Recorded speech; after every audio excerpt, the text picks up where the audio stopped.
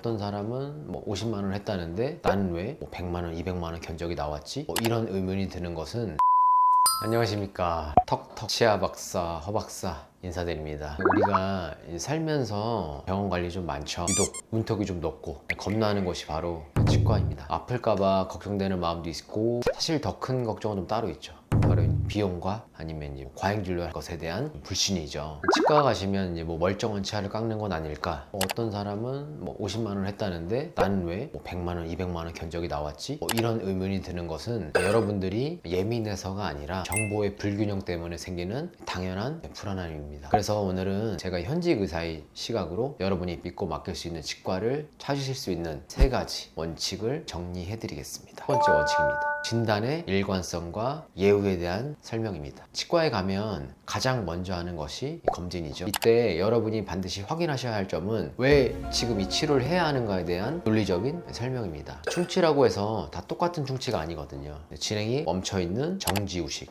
우식이 충치입니다. 당장 신경까지 침범할 것 같은 진행성 우식이 있습니다. 양심적인 치과는 이 둘을 명확히 구분합니다. 설명하는 예를 한번 들어보자면 여기 충치가 5개가 있네요. 다 해야 합니다 라고 결론만 말하는 것보다는 이 3개는 범낭질, 그러니까 바깥쪽 껍데기에만 국한되어 있으니까 정기적으로 지켜보시죠. 그리고 나머지 2개는 안쪽 더 깊은 상아질까지 진행되었으니까 오늘 치료를 시작하는 것이 더 합리적입니다 라고 우선순위를 정해주는 곳을 찾으시는 게 좋겠죠. 근데 이제 만약 가시는 곳마다 충치 개수가 좀 다르다면 가장 충치 개수를 적게 부르는 곳이 무조건 양심적인 치과는 아닙니다. 왜냐면 왜 그 개수가 나왔는지 엑스레이 사진도 찍고 입안에 DSLR로 구내 포토를 좀 찍을 수도 있겠죠. 그런 사진을 보여주면서 환자분들 같이 눈으로 보면서 직접 확인시켜주면서 봐야 되죠. 그래서 눈으로 좀 확인되지 않는 애매한 진단은 일단은 한 번 더 고민해 볼 필요는 있습니다. 두 번째입니다. 보존을 위한 노력과 기초 치료의 비중입니다. 치과 치료의 꽃이 임플란트라고 생각하시는 분들이 많으실 거예요. 사실 치과 치료의 본질은 자기 치아를 얼마나 오래 쓰게 하느냐에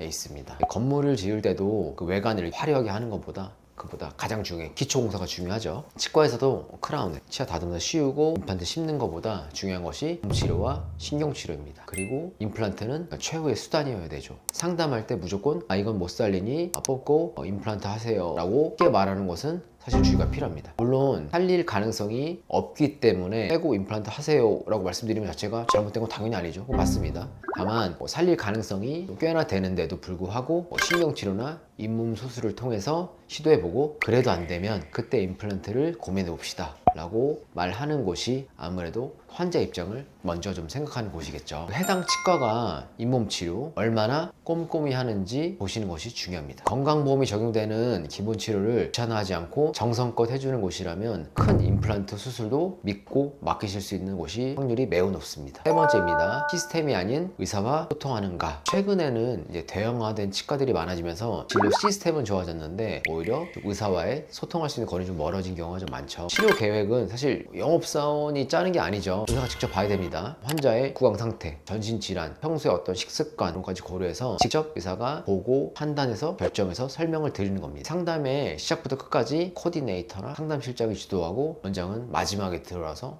네 그렇게 하시면 됩니다 라고 확인만 하고 나가는 것은 사실 하셔야 되죠. 원장이 직접 여러분의 파노라마죠. 엑스레이를 띄워놓고서 현재 어떤 상태다, 그리고 치료의 장단점, 그리고 발생할 수 있는 부작용까지 가감없이 설명해준지 확인하셔야 됩니다. 좋은 의사는 환자에게 환상을 심어주지 않습니다. 현실적인 기대치와 주의사항을 정직하게 말해줍니다. 저도 말씀드릴 때 환자분들한테 너무 이제 듣기 좋은 말, 치료를 어떻게 좀 하기 위해서 포장해서 하고 이런 것도 사실 좋아하지 않습니다. 환자분들이 저희 병원에서 치료하지 않아도 가장 중요한 것이 명확하게 설명드리는 거 생각을 하거든요. 치과 치료비가 비싸게 느껴지는 가장 큰 이유는 치료 시기를 놓쳐서 소비로 막을 것을 가려로 막기 때문인데요. 오늘 제가 말씀드린 기준들로 좋은 치과를 믿을 만한 치과를 정하셨다면 정기검진을 꾸준히 받으시는 것이 중요합니다. 그것이 결국 여러분의 통증과 고통을 줄이고 경제적으로도 가장 합리적인 상황이 되는 길입니다. 사업을 운영하시든 어떤 공부를 하시든 일상에 치아 바쁘시더라도 치아 건강만큼은 미리미리 챙기셨으면 좋겠습니다. 오늘 내용이 여러분의 현명한 선택에 도움이 되었길 바라고요. 지금까지 턱턱 치아 박사 허 박사였습니다. 긴 영상 시청해주셔서 감사합니다.